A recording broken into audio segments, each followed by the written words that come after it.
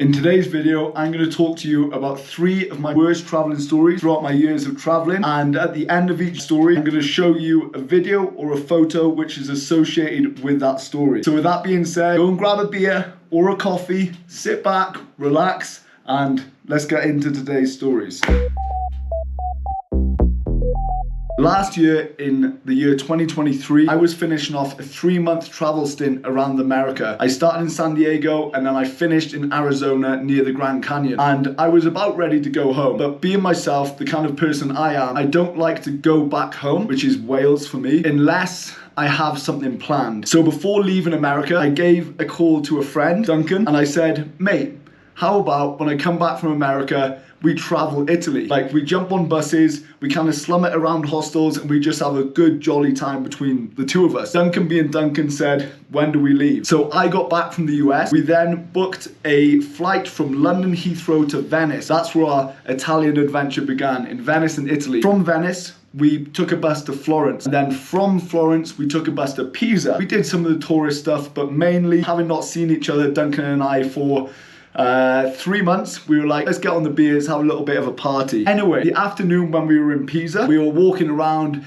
and walking over these huge bridges, and this was in the afternoon, maybe 1 or 2 p.m. We crossed this huge bridge in Pisa, and Duncan, he looked over the bridge down into the river, and it was a huge drop, and as a joke, he kind of hoisted one leg up onto the bridge concrete, and he said, oh, I'm gonna jump off. And I was thinking, what are you saying? What are you doing? No, you're not going to do that. Don't be an idiot. And he was like, no, I'm not going to. From that point in the afternoon, after Duncan joked about jumping off this bridge, we went on our jolly way to bars and restaurants and had a great time eating and drinking through the afternoon. And then, many hours later into the night, after many shots of tequila, after a huge amount of beers, we were swaying all over the place, like laughing, just drunken antics, having just a good laddish time. We were passing over the same bridge en route back to the hostel. This was about 1 or 2 a.m. and Duncan says, oh, there's that bridge that I was joking to jump off earlier. And I said, wouldn't do it. And he goes, well, you wouldn't do it. And I was like,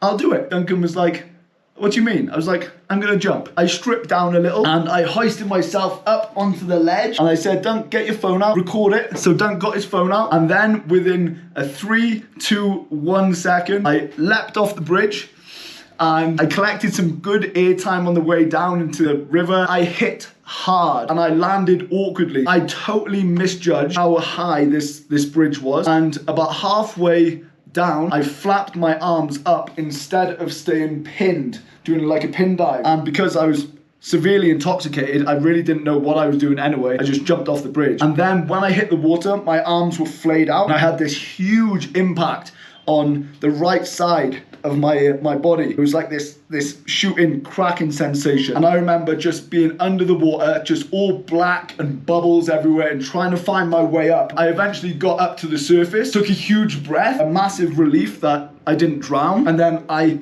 swam to the side of the embankment. And from there, someone was walking across the embankment, and he was able to pull me up out of the water. From there, I lay down. I was like clutching my ribs. I was like feeling everything on my body to see if I was okay, while this striking sensation of pain was shooting through my right side. I had no damage to my legs or arms or anything like that. I could hear Duncan then on the top of the bridge with a panicky laugh, and then he proceeded to walk down over the bridge, over to the embankment to then meet me as I was coming up onto the roadway. The guy that hoisted me out of the water, Duncan himself and I proceeded to go out that night until like 6 a.m. I was sopping wet. I didn't have any other clothes, didn't have a towel, so we just went bar hopping, and we were just telling the story again, because this guy thought I had committed suicide by jumping off the bridge. So it was a huge shock to him too. Unbeknownst to him, Duncan and I were just having a joke. And you know how it is, after a drunken night, you kind of wake up in your hotel room, which is exactly what happened. And I had this huge pain down my right hand side, and I couldn't move. All I could do was kind of wriggle. It was even hard to talk. I said to Duncan, I've broken my ribs here. I was struggling to breathe. I couldn't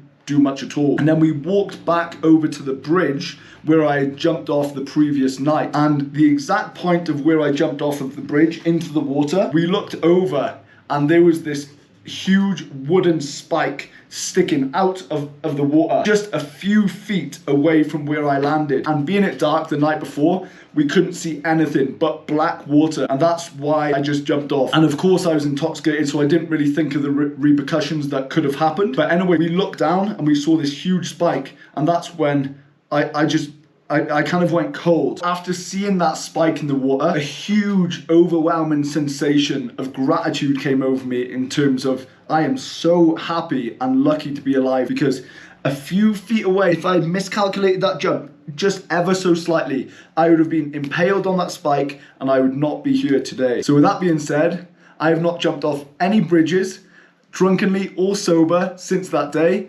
and I do not plan on doing so in the future.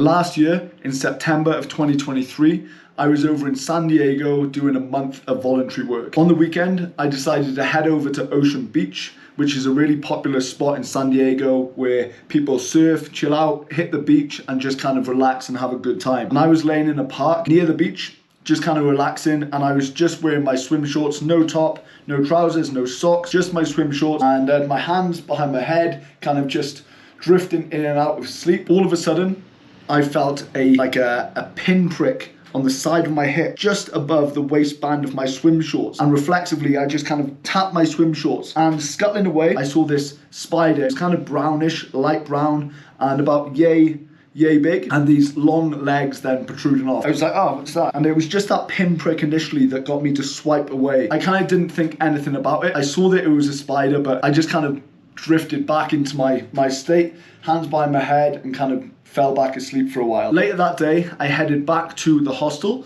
which is more in the city of the Gaslamp Quarter in San Diego. Got some stuff done and then went to sleep. The next day, I woke up with a slightly inflamed hip in terms of the area where I had felt that pinprick the day before from that spider that I saw scuttling away. I knew that it was a spider bite, but I didn't think anything of it. Over the course of that next day, the reddening around where that spider had bit started to grow. It started to become itchy. I'm not sure why. I just thought it will heal on its own, whatever it is, it'll just go away. The next day, it became more aggressive with the inflamed red on my hip. It started then to create this tiny little hole where the bite had taken place. It was starting to become painful. That perimeter of red continued to grow. A few days later, I hadn't taken any paracetamols, I hadn't gone to the doctors, hadn't done anything. As stupid as it sounds, I should have sought out medical help, but I didn't. It was probably about 4 or 5 days now after this bite, and I woke up one morning and this area on my hip was violently red,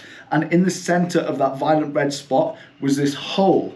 And it was kind of crusty, but also had a lot of pus in it. And I remember just like not feeling great at all. Generally, I'm not a person that gets too ill too often, and I started to come down with the chills and high fever. So I kind of slept the day off, and I remember waking up the next day. I woke up and I just felt horrendous, totally down. I had a huge fever, and this thing on the side of my hip was like, this is not normal. And I remember going into the shower. I remember squeezing this part of my hip where this bite was, and it was agonizing.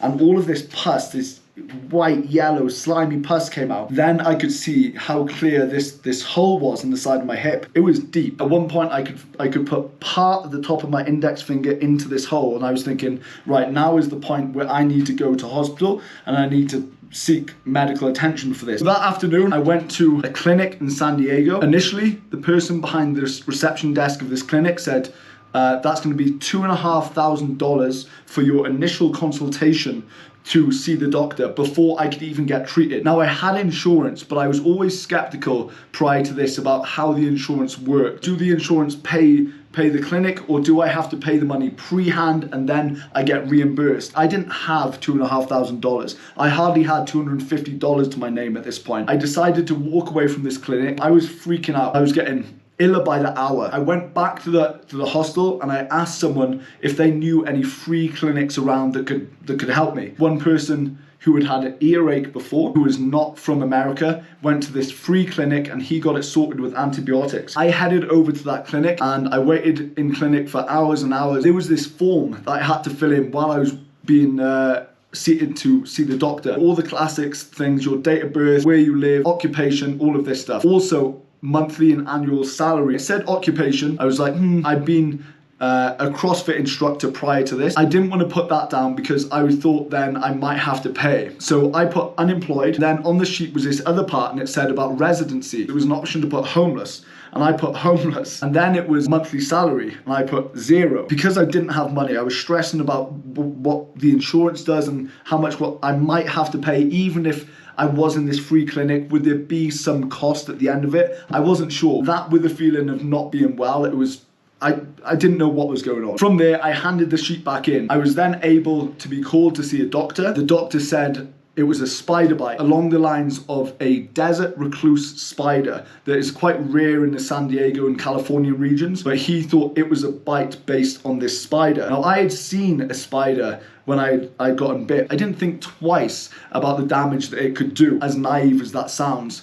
So the doctor looked at it, he said, yeah, it's a spider bite. He then proceeded to pop all of the pus from this hip and it all shot out kind of projectile style from my hip. It was absolutely disgusting. After cleaning up the wound, he bandaged me up and I could not believe that I didn't come in sooner because the wound had got really infected now and it was crusty and yellow and then he sent me on my way to a pharmacy to collect my antibiotics. I was able to pick up that prescription of antibiotics completely for free. I didn't have to call upon my insurance or give any of my own money to pay for this, which was a blessing. And from there, I took my antibiotics and a few days later, the wound started to heal. I started to feel much better. Then I was back to normal within 4 or 5 days.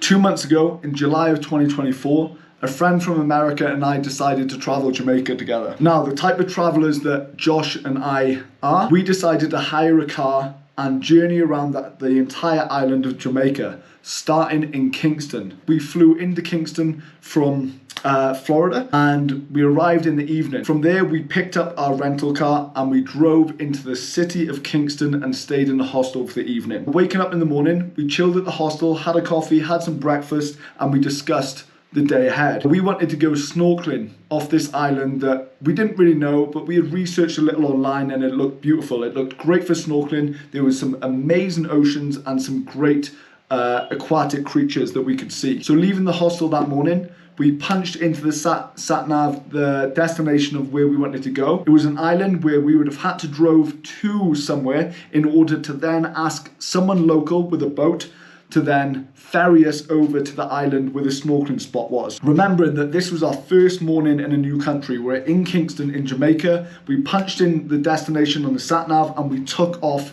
in that direction. After driving for about half an hour, maybe 40 minutes, we ended up in this sect. It was this kind of rundown hood that didn't exactly match the photos and videos that we'd seen online from the port that we needed to go from in order to get to the island that we wanted to go to. We remember driving from this kind of side road that was on the coast. From the off, as we were approaching this place, things just didn't seem right.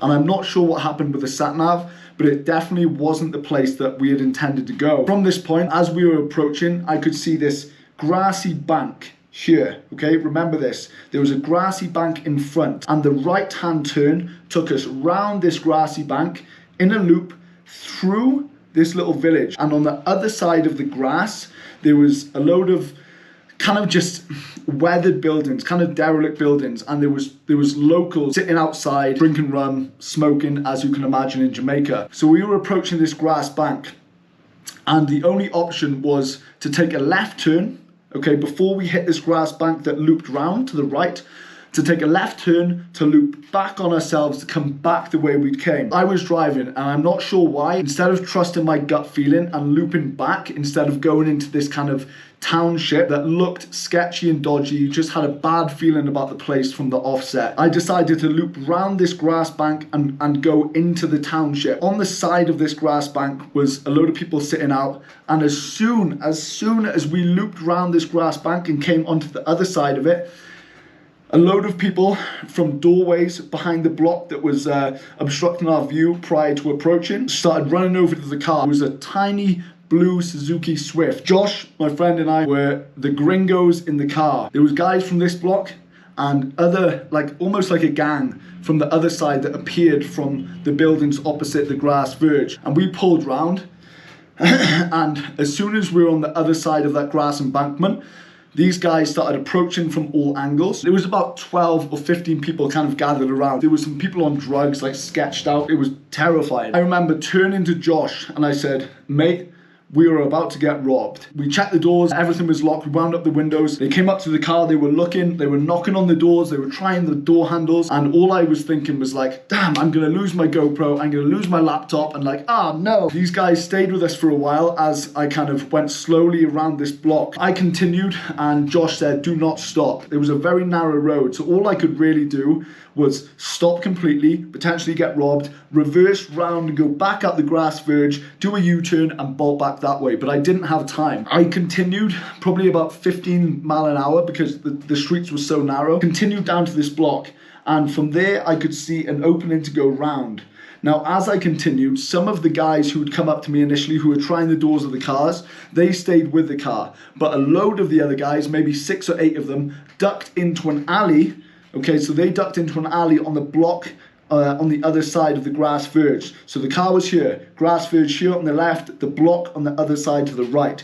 They disappeared and I saw them in the rear view mirror go into that alley. And all of this happened in such a flash. So we went round the block and continued round into like more narrow alleys with high block buildings either side. And as we approached round to that block building, along either side was this rope. It was this like thick kind of sailing rope that you'd seen docking boats on a port. There was 2 guys on the left side of the street, 2 guys on the right side of the street. And as we approached, these guys on the right hand side and left hand side pulled the rope across the road. I was still traveling at a very slow pace at this point, and I remember looking at Josh and repeating the words, we're about to get robbed.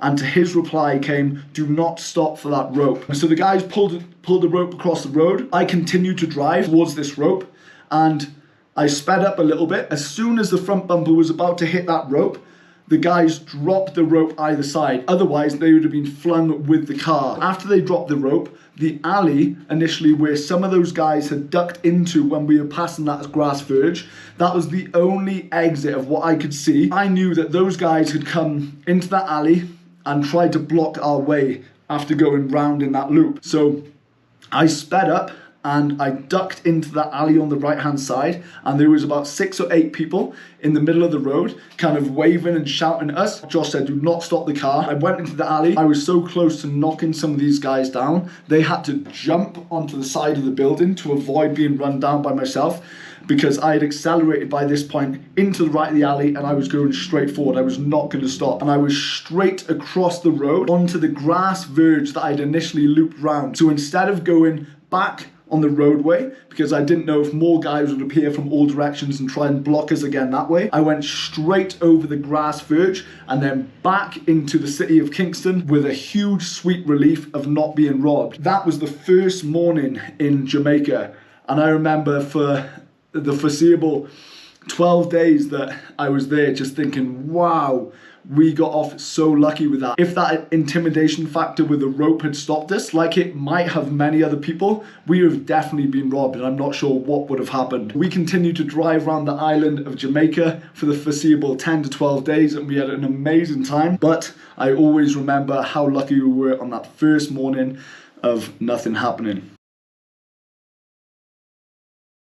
So that is the stories done. I hope you enjoyed. Those are my 3 worst travel stories. I've probably got another 6 to 9 that I could tell. So if you enjoyed listening to them, let me know in the comments if you want to hear more. But for now, thank you so much for watching. I really appreciate it. And yeah, I will see you in the next one. Cheers.